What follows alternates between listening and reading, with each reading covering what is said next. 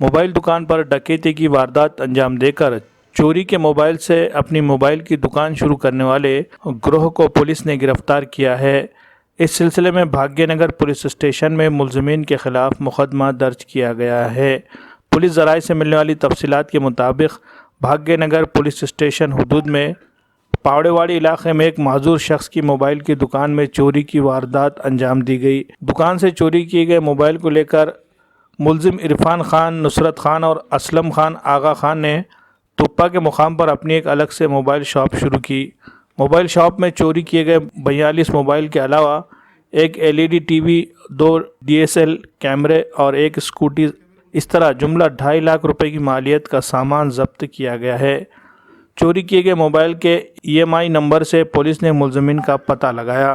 पूछताछ के दौरान जब मुतल्लिका शख्स से मोबाइल की रसीद बताने के लिए कहा गया तो इसने जाली रसीद बताई, जिससे इस बात का इंकशाफ हुआ कि चोरी के मोबाइल फ़रोख्त किए जा रहे थे। तफ्तीश के दौरान पुलिस ने चोरी के माल से शुरू की गई दुकान पर छापा मारा और वहां से तमाम मोबाइल जब्त कर लिए। इस मामले में मज़ीद तफ्तीश जारी है।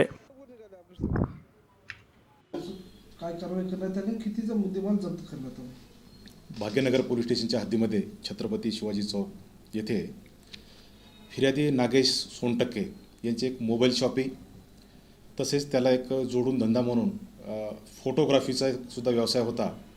तिथे आरोपीने दिनांक 12/11/2020 रोजी चोरी केली।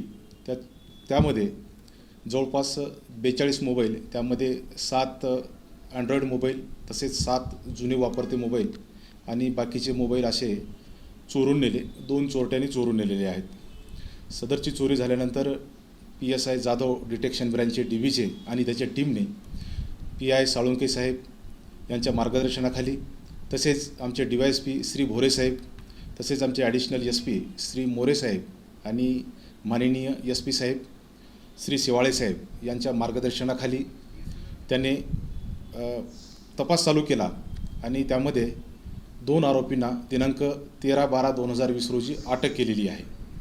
सदरचे आरोपी हे एक धनेगावचा नाव काय आगा खान आणि एक दुसरा आरोपी आहे इरफान खान, पिता नसरत खान म्हणून आहेत, असलम खान, हे दोन्हीही एक धनेगावचा आणि एक